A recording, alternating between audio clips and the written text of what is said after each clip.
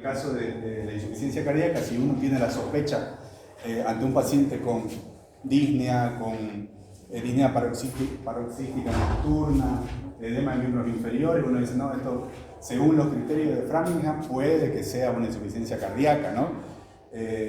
Ahí hay que, lo primero que hay que hacer es pedir hacer un electrocardiograma. Si el electrocardiograma es normal, hay un 98% de probabilidades de que ese paciente no tenga insuficiencia cardíaca, ¿no? Hay que buscar otra causa, probablemente respiratoria, hepática, como una cirrosis, ¿no? Algunas otras cosas distintas a las causas cardiológicas, ¿no? Entonces, eso quiere decir valor predictivo negativo, ¿no? Lo mismo que habíamos visto también, el método complementario de laboratorio, ¿no? Que son los péptidos natriuréticos, que habíamos visto el BNP y el NT-proBNP, ¿no? Que habíamos dicho que el NT-proBNP es mucho más estable en sangre que el BNP. El BNP se elimina rápidamente, digamos, en sangre, ¿no? Y también, ¿no? Si tenemos un NT-proBNP bajo para la edad del paciente, probablemente ese paciente no tenga una causa cardiológica, no tenga una insuficiencia cardíaca, porque es igual, tiene un valor predictivo negativo arriba del 95%. Entonces, si no lo tiene, si el valor es bajo, lo más probable es que la causa de su síntoma no sea cardiológica, no sea una insuficiencia cardíaca, ¿no? Entonces, eso es importante. Y otra cosa importante también, como para que se acuerden, es que si estos pacientes les pasa al revés, digamos, y si tienen un electrocardiograma con un bloqueo de rama izquierda, con una hipertrofia ventricular, o tienen un proBNP alto, el siguiente paso es solicitarle un ecocardiograma. ¿Con qué motivo le vamos a pedir un ecocardiograma? Para determinar el fenotipo de insuficiencia cardíaca que pueda llegar a tener el paciente, ¿no? ¿Qué quiere decir eso? Para ver el grado de alteración de la contractilidad que pueda llegar a tener, según la fracción de eyección, ¿no? Fracción de eyección reducida, menos del 40%, fracción de eyección intermedia, moderada o levemente reducida, lo van a encontrar de todas esas formas en la literatura, entre el 41 y el 49%, y con fracción de eyección preservada arriba del 50%, ¿no? En ese caso, para eso, digamos, para guiar lo que vamos a ver ahora, para guiar la terapéutica. No vamos a tratar de la misma forma a un paciente con insuficiencia cardíaca con un fenotipo de fracción de eyección preservada, por más que tenga síntomas floridos, puede que tenga una insuficiencia cardíaca diastólica, pero su fracción de eyección está conservada, ¿no? Que eso ya lo hemos venido repitiendo a lo largo de las clases. La fracción de eyección puede estar preservada en un paciente con insuficiencia cardíaca diastólica por alteración de la pared del ventrículo izquierdo, ¿no? Por hipertrofia, por rigidez, por disminución de la distensibilidad. Entonces, nos va a servir el ecocardiograma para guiar este tratamiento. No es lo mismo una fracción de eyección preservada que una reducida, ¿no? El tratamiento va a cambiar completamente. Bueno, esa es la idea de esta, que sería la última clase, ver el tratamiento de la insuficiencia cardíaca crónica cuando le llega un paciente con síntomas progresivos, que de hace 3 semanas, 1 mes, 2 meses, camina una cuadra y se cansa y fue progresando, y después ya se levanta muchas veces en la noche porque le falta el aire, porque no puede dormir en decúbito dorsal a 0 grados, sino que necesita 2, 3 almohadas, o fue aumentando la disnea de moderados esfuerzos, pequeños esfuerzos, ya ahora se cansa para ir al baño, se cansa para ir de su cama a la cocina, entonces ya ese tipo de insuficiencia cardíaca va cronificándose en el tiempo y tienen un tipo de tratamiento, ¿no? Que sería lo que vamos a empezar a ver.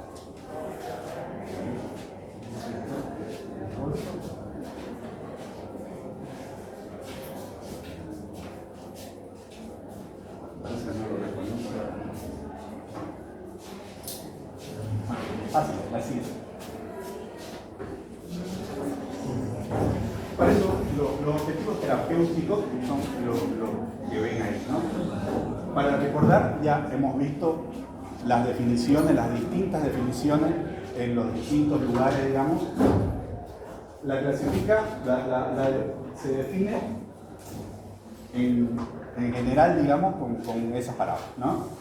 Lo clasifican, lo definen como un síndrome clínico, algunos dicen un síndrome clínico complejo, un síndrome, conjunto de signos y síntomas que son clásicos, que son característicos de la insuficiencia cardíaca, en donde su causa va a ser una causa estructural, ¿no? Una alteración miocárdica, ya sea con disminución de la contractilidad o con solamente funcional, ¿no? La alteración, que puede ser en las insuficiencias cardíacas diastólicas, con hipertrofia. Entonces, los objetivos va a ser reducir la mortalidad cardiovascular y por todas las demás causas, ¿no? Porque puede también existir hipertensión arterial y generar a la larga una hipertrofia del ventrículo izquierdo y generar una insuficiencia cardíaca diastólica, ¿no? Disminuir las hospitalizaciones por descompensación, ¿no? Algunos pacientes, la mayoría de los pacientes con insuficiencia cardíaca crónica, la causa más común para su descompensación es el incumplimiento del tratamiento. Los pacientes no toman los medicamentos, ¿no? O se cansan de tomar porque son bastante, digamos. Hay algunos que igual por el motivo económico no lo pueden llegar a comprar. Entonces hay algunos, en algunos hospitales que por ahí hay faltante de medicamentos, de lo que le dan, generalmente le dan marcas genéricas, ¿no? Pero generalmente es por eso, ¿no? La causa. Y otra por el cumplimiento de las medidas higiénico-dietéticas, ¿no? También consumo de sal. Entonces, la idea es mejorar los síntomas y mejorar la calidad de vida. ¿Se acuerdan de esta clasificación que vimos? ¿En qué consistía? Valorar el estado de funcionalidad del paciente. O sea, el paciente desea.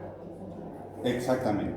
Es una clasificación subjetiva, ¿no? Es la clasificación de Nueva York, o la NIHA, algunos le dicen, ¿no? Clasificación de NIHA, que es una clasificación subjetiva, que es lo que nosotros vamos a preguntar al paciente, cuál es su grado de disfunción, digamos, no tiene síntomas moderados, tiene síntomas severos, entonces se va a ir clasificando de acuerdo a eso, ¿no? Es subjetiva, que es lo que vimos cuando vimos clasificación. Y otro importante, prevenir el remodelado, ¿no? El remodelado ventricular, que habíamos dicho cuando vimos fisiopatología, que cuando hay una disminución del gasto cardíaco, ¿no? Con aumento de la precarga, aumento de la poscarga y disminución de la contractilidad miocárdica, el mismo corazón, digamos, el mismo organismo va a generar mecanismos de compensación, que eso lo habíamos visto, ¿no? Mecanismos de compensación neurohormonales, con activación del sistema renina-angiotensina-aldosterona. Vimos cada punto, ¿se acuerdan? Bueno, todo eso a la larga, al principio puede ser beneficioso, pero no se puede mantener en el tiempo. Entonces, lo que va a pasar es que con el tiempo eso va a claudicar y lo que va a generar es remodelado ventricular. Entonces, el tratamiento, los pilares de tratamiento de la insuficiencia cardíaca, el objetivo es esto, ¿no? Evitar el remodelado. Y hay medicamentos que van a estar, digamos, enfocados a disminuir los síntomas, que no tienen ninguna repercusión en la mortalidad, ¿no? Por ejemplo, la furosemida. La furosemida no tiene ninguna, no modifica la mortalidad, pero sí modifica los síntomas. Entonces, para la calidad de vida del paciente también es importante, ¿no? Porque va a disminuir la recarga y le va a mejorar, digamos, los síntomas de congestión, sobre todo en los pacientes con insuficiencia cardíaca derecha. La furosemida le va a mejorar los síntomas, la disnea, los edemas, que a veces no pueden caminar los pacientes por tanto edema, ¿no? Pero estos otros, por ejemplo, que vemos acá, carvedilol, enalapril, espironolactona y algunos nuevos como el sacubitrilo, valsartán, que funcionan juntos, y otros que son los inhibidores del cotransportador de glucosa-sodio, que son los más nuevos, digamos, que se inventaron, por decirlo así, para la diabetes, pero ahora, digamos, en los últimos años se ha visto que tiene un claro efecto en el remodelado ventricular. Siguiente. Bueno, el manejo va a ser en principio en conjunto todo esto, ¿no? En principio etiológico, ver qué le está generando la insuficiencia cardíaca. Por ejemplo, si tiene una hipertensión arterial, la hipertensión arterial tiene que ser tratada, ¿no? Las comorbilidades asociadas, si es obeso, si es diabético, el estilo de vida, ¿no? La rehabilitación cardíaca, el ejercicio siempre va a ser bueno para el corazón, ¿no? Siempre y cuando el paciente lo vaya a tolerar, ¿no? Tampoco lo vamos a hacer correr una maratón de 42 kilómetros, pero dentro de lo que pueda hacer el paciente, la recomendación es que lo haga, ¿no? Ya caminar unos pasos, volver o lo que se está haciendo acá, ya es importante, digamos, para una rehabilitación cardíaca. La farmacoterapia, que vamos a ir desglosando detalladamente, y los dispositivos de asistencia cardíaca, que ya se los estuve mencionando la clase pasada, ¿no? Que son el resincronizador y el cardiodefibrilador en algunos pacientes que tienen la indicación de tenerlo. Vamos a ver progresivamente siguiente. Bueno, esto era lo que les mencionaba recién, ¿no? La idea es que los medicamentos actúen en los lugares donde se genera la compensación en principio, ¿no? Entre comillas, la compensación que va a generar el corazón, el organismo en realidad, para tratar de mejorar, digamos, de disminuir la precarga, de disminuir la poscarga y mejorar la contractilidad. Entonces, todo esto van a estar, digamos, destinados a eso, ¿no? Por ejemplo, el sistema simpático para generar la compensación que va a generar taquicardia, vasoconstricción, todo eso genera toxicidad miocárdica directa y va a generar arritmias a la larga, ¿no? También la activación del sistema renina-angiotensina-aldosterona va a retener sodio, va a retener agua y eso a la larga va a aumentar la precarga y va a aumentar los síntomas, ¿no? También la hormona antidiurética, la endotelina, que va a generar vasoconstricción. Entonces, todo esto lo hace, digamos, el organismo para tratar de compensar ese bajo gasto, ¿no? El bajo gasto cardíaco, el volumen minuto disminuido, pero a la larga esto va a generar remodelado ventricular, ¿no? Adverso. Entonces, los 4 pilares de tratamiento farmacológico se va a basar en esto, ¿no? En disminuir la activación del sistema simpático, en inhibir el sistema renina-angiotensina-aldosterona y la hormona, ¿no? Si tienen alguna pregunta, ustedes me cortan, preguntan, no se queden con la duda, no hay problema. Bueno, esto es lo que les decía al principio, ¿no? El ecocardiograma va a ser importante para poder determinar el fenotipo de la insuficiencia cardíaca, ¿no? Insuficiencia cardíaca con fracción de eyección reducida, levemente reducida, intermedia o moderada, así lo van a encontrar en las distintas literaturas, o la preservada con mayor del 50%, ¿no? La más frecuente es la sistólica, ¿no? La insuficiencia cardíaca sistólica, que ya hemos venido viendo en las anteriores clases, va a tener una prevalencia del 45%. Después, la que menos va a estar ahí en el medio, digamos, en que no va a estar ni preservada ni tan disminuida, que de hecho el tratamiento en esa va a ser un poco más difícil, digamos, de establecer, ¿no? Y con la fracción de eyección preservada mayor al 50% va a tener un 40% de prevalencia. La que más tiene base científica sólida, con recomendaciones 1A, es esta, ¿no? Es la con fracción de eyección reducida, que de hecho en esa se basan los 4 pilares farmacológicos que vamos a ir viendo. Sí. Bueno, los 4 pilares son estos, ¿no? Hasta hace unos 4 o 5 años, todo paciente con insuficiencia cardíaca con fracción de eyección menor al 40% tenía que tener un IECA o un ARA2 y un beta bloqueador. Eso hasta ese momento se había visto que disminuía la mortalidad, pero posteriormente se estudió el ARNI, ¿no? Que es el sacubitril o valsartán. Ahora, este es el tratamiento de elección. sacubitrilo, valsartán. Lo que hace es, tiene una doble acción. Bloquea el sistema renina-angiotensina-aldosterona a través del ARA2 y también inhibe la neprilicina. ¿Qué es la neprilicina? Es una enzima.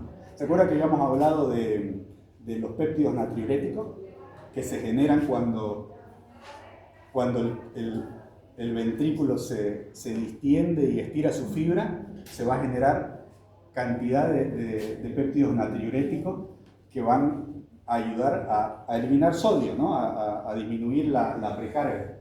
Entonces, por eso es que lo tenemos elevados en sangre cuando un paciente está con insuficiencia cardíaca. Entonces, lo que hace la neprilicina es ir y cortar esas moléculas de péptido natriurético y las elimina. ¿Qué pasa? ¿Automático? ¿De afuera? Bueno, mejor, ¿verdad? Bueno, entonces lo que hace es eso, ¿no? Corta las moléculas de péptido natriurético. Entonces, al inhibir la neprilicina, lo que va a hacer el organismo es mantener, digamos, grandes cantidades de péptido natriurético que va a ayudar a disminuir los síntomas, disminuyendo la precarga. Entonces va a eliminar mucho más sodio del que elimina normalmente. Entonces, en los estudios nuevos se vio que la mortalidad disminuía un 16% en relación, digamos, a solamente IECA y betabloqueantes. Por eso es que ahora se convirtió en el tratamiento de primera elección. Ahora, en nuestro medio, el problema es el costo de esto, ¿no? Porque no lo cubre el sistema público. Entonces los pacientes tienen que comprarlo. Y no es barato, ¿no? A veces hay que darlo cada 12 horas y cada tableta cuesta 25 bolivianos, 20 bolivianos, dependiendo de la marca. Entonces a veces hay pacientes que no llegan, digamos, a cubrir los gastos de un tratamiento de primera línea. Entonces seguimos, digamos, en algunos pacientes seleccionados dando un IECA o un ARA2 con un betabloqueante de inicio, ¿no? Después, los betabloqueantes, ¿no? Los más usados en insuficiencia cardíaca, bisoprolol y carvedilol, ¿no? El metoprolol succinato se puede llegar a usar, pero no es la regla. Lo que más se usa es el bisoprolol y carvedilol. El bisoprolol sobre el carvedilol porque es más cardioselectivo, o sea, va a actuar directamente sobre los receptores beta 1, va a ir a bloquear receptores selectivos. En cambio, los otros, digamos, los beta bloqueantes viejos, el atenolol, propanolol, no son cardioselectivos. Entonces van a ir a actuar donde hay receptores beta 2 también, que algunas veces hay en pulmones, en bronquios, entonces va a generar, digamos, broncoconstricción muchas veces. Entonces están contraindicados en pacientes asmáticos, pacientes con EPOC, ¿no? Por eso se prefiere el bisoprolol o el carvedilol. Tiene estudios muy fuertes, con recomendaciones fuertes, que han disminuido la mortalidad en un 34%. Entonces tiene efecto, digamos, sobre la mortalidad. Otro de los pilares es los antagonistas de la aldosterona, ¿no? ¿Cuál era la acción de la aldosterona que ya lo vimos la vez pasada? ¿Se acuerdan? ¿Qué hace la aldosterona en el organismo? Reabsorbe el sodio y elimina potasio. Si lo antagonizamos, ¿qué va a pasar? Uy, ¿qué pasó? Entonces, todo lo contrario de lo que hace la aldosterona, ¿no? Los principales son la espironolactona y la eplerenona. Tiene sus diferencias, ¿no? Sobre todo, el más barato, digamos, como para nuestro medio, es la espironolactona. La mayoría de los pacientes tienen espironolactona. La eplerenona es más selectivo, ¿no? No va a actuar en receptores androgénicos, por ejemplo, ¿no? Otra cosa, por ejemplo, los pacientes pueden generar ginecomastia o mastodinia, le duelen los pechos, o tienen impotencia, digamos, sobre todo pacientes jóvenes. Entonces, en esos pacientes está indicada la eplerenona, que también, digamos, igual que el sacubitril o valsartán, es caro, ¿no? La eplerenona, no sé si cuesta 20 bolivianos, 18, digamos, tiene que Si bien tiene que tomar uno por día, a comparación de la espironolactona que cuesta 3 pesos, o sea, no tiene, digamos, comparación, ¿no? Es mucho más accesible para los pacientes. Entonces vamos a ajustarnos, digamos, al tratamiento de acuerdo a las posibilidades de los pacientes, ¿no? Y otro es que era el que le decía, que es el inhibidor del cotransportador de sodio-glucosa en el túbulo proximal renal. Lo que va a ese nivel, digamos, ese cotransportador lo que va a hacer es reabsorber el 90% de glucosa y va a arrastrar sodio. Entonces reabsorbe glucosa y sodio, ¿no?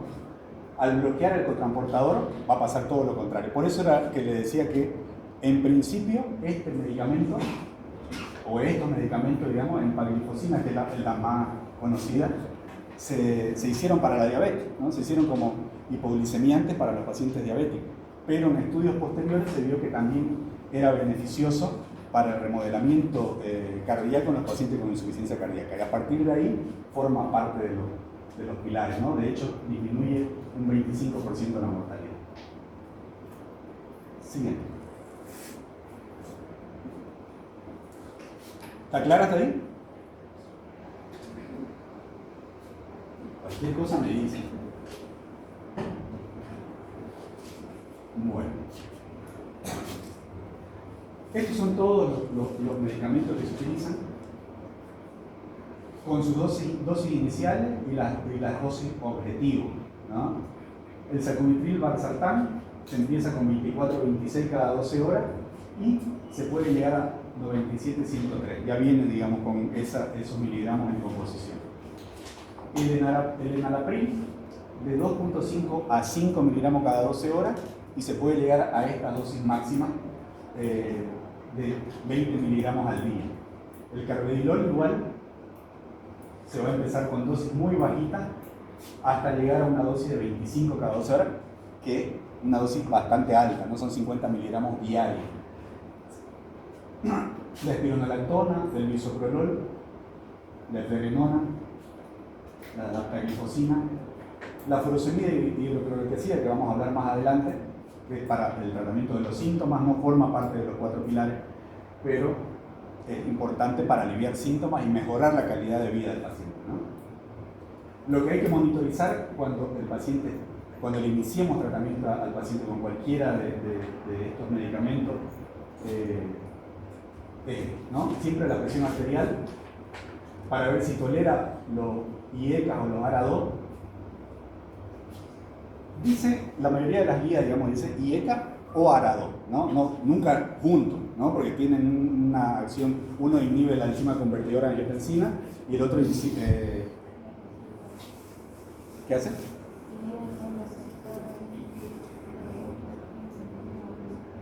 Más fuerte, que Ayúdenme. ¿Qué hacen los ARA2?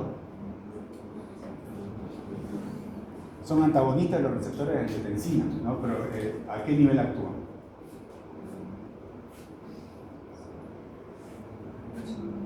Receptores de angiotensina 1, 2.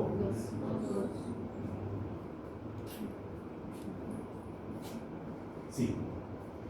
Y los ARNI que habíamos visto, que es el sacubitril o valsartán, y los betabloqueantes. Entonces, cuando tenga cualquiera de estos, es importante que los objetivos de presión estén por arriba de 90-60. En el momento en que ustedes vean que la presión se baja, hay que ajustar la dosis o hay que ver si se suspende alguno de esos. Y yo le decía que IECA o ARA2, nunca los dos juntos, porque tienen mecanismos de acción parecidos, digamos, no son iguales, pero más o menos actúan en niveles similares. Solamente ARA2 cuando no toleren el IECA, sobre todo TOC va a generar el enalapril, y los betabloqueantes, bueno, igual hay que ver las dosis, ¿no? La función renal, sobre todo con el sacubitril y los antagonistas de los receptores de aldosterona, también porque pueden elevar la creatinina y alterar el filtrado glomerular. El potasio también, ¿no? Sobre todo cuando el paciente tenga algún antagonista de la aldosterona. Siempre hay que solicitarle en cada control ionogramas para ver el potasio, porque puede generar hipercalemia La frecuencia cardíaca objetivo con los betabloqueantes tiene que ser de 50 a 70. 50 a 70. Si ustedes ven que se está bajando por debajo de 50, hay que ajustar la dosis, ¿no?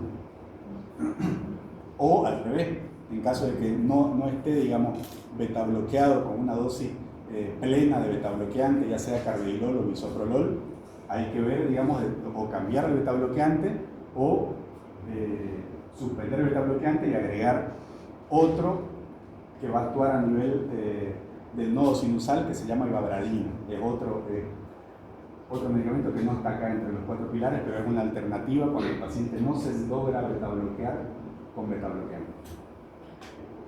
Y bueno, el peso diario también es importante. Siempre. Bueno, esa es una diapositiva que les puse para que vean que todo es con evidencia, ¿no? No es, digamos, que yo le di aspirina y como le va bien a mi paciente con aspirina, le voy a seguir dando aspirina. No, todo tiene una evidencia científica. Miren, todo el tratamiento de los pilares de tratamiento de la insuficiencia cardíaca han sido con estudios científicos en diferentes años, ¿no? Y todo tiene base científica. Todo tiene nivel de evidencia para poder indicarlo, ¿no? Si tienen ganas y tiempo después en su casa, fíjense cuáles son los estudios y los pueden buscar qué hicieron esos estudios para que puedan ser un nivel de evidencia 1A. Siempre.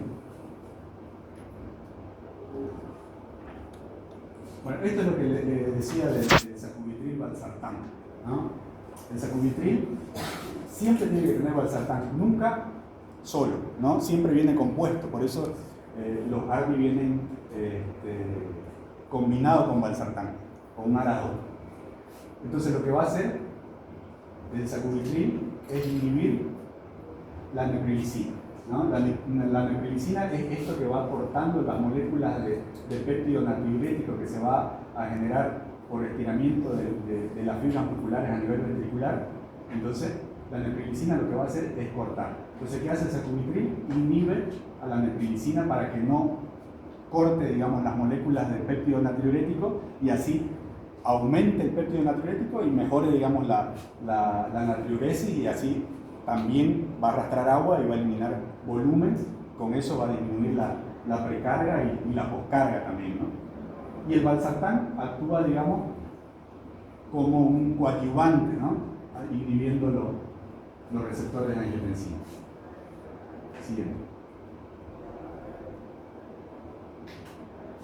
Y los inhibidores del cotransportador de glucosa sodio tipo 2 en el glomérulo, en el túbulo proximal renal, va a tener estos efectos, ¿no? Lo que le decía, glucosuria, con eso va a controlar la glicemia y va a perder peso, y natriuresis, ¿no? Importante la natriuresis para disminuir el sodio, disminuir el volumen y disminuir así la precarga, la poscarga,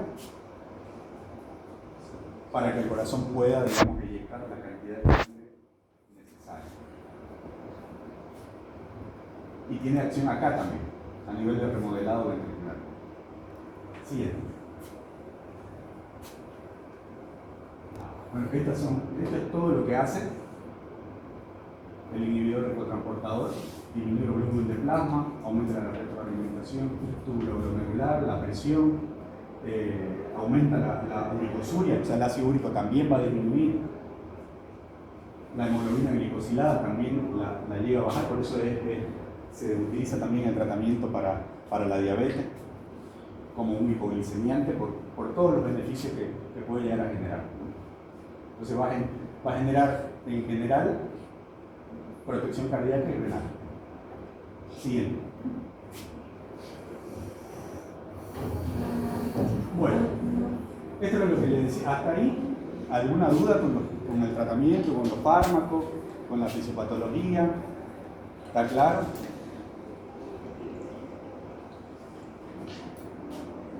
¿Sí? Bueno, sigamos. Bueno, esto era lo que les decía del tratamiento sintomático y manejo de la congestión, ¿no? Por eso la furosemida no está dentro de los pilares, porque no disminuye la mortalidad, pero sí disminuye los síntomas y con eso va a disminuir la calidad de vida del paciente, ¿no? No a largo plazo, digamos, porque no no va a actuar sobre el remodelamiento cardíaco, sino va a actuar más que todo descongestionando y disminuyendo un poco la precardia. Entonces, la indicación es cuando el paciente tiene signos y tiene síntomas de insuficiencia cardíaca. Si le llega un paciente con congestión, con disnea, con edema de miembros inferiores, que no puede caminar, bueno, esos pacientes tienen la indicación, ¿no? Hay que ir incrementando la dosis hasta que el paciente llegue a peso seco, ¿no? La idea es la euvolemia, no la hipovolemia. O sea, no lo vamos a secar, digamos, hasta generarle una insuficiencia renal, sino irlo monitorizando hasta que llegue a una volemia normal, ¿no? Y después, cuando ya llegó a un peso seco, ir bajando la dosis hasta una dosis mínima necesaria, ¿no? Por ahí son 20 miligramos al día, a veces necesita un poco menos, lo que vaya tolerando el paciente, como para no secarlo completamente, ¿no? Porque ya dijimos en las clases anteriores que el riñón es muy sensible a los cambios de volumen. Entonces, muy rápidamente, cuando nos pasamos de diurético, el primero que va a sufrir va a ser el riñón, no va a generar una insuficiencia renal prerrenal. Entonces, para monitorizarlo, siempre el peso diario que se vaya pesando, ¿no? Los objetivos son eso, perder entre 500 gramos y 1 kilo por día, digamos, de líquido. Diuresis y balance hídrico, siempre que controle la diuresis, ¿no? Eso es importante también para los pacientes. Que controle cuánto va orinando, que en caso de que esté internado nosotros tenemos que hacer las indicaciones, ¿no? La clase pasada hablamos del balance hídrico, del balance negativo, ¿no? ¿Qué sería el balance negativo?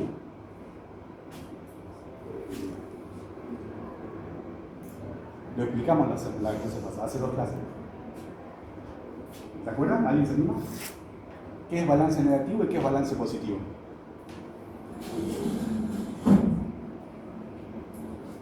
¿Ah? Doctor, ¿no a ver cuánto de agua consumía el paciente?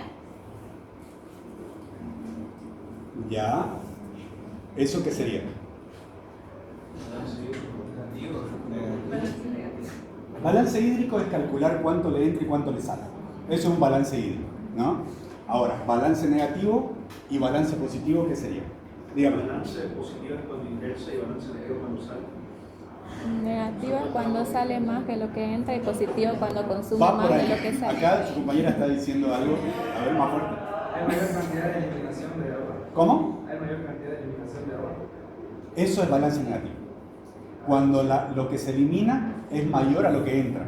O sea, póngale, yo tomo, o al paciente, no vamos a ponerle con un paciente, que está con soluciones parenterales, con suero, con medicamentos, con todo. Entonces, se va notando cuánto le entra. Póngale que le entre 1,5 litros en 24 horas. Lo que tiene que salir para que sea balance negativo tiene que ser más de 1,5 litros.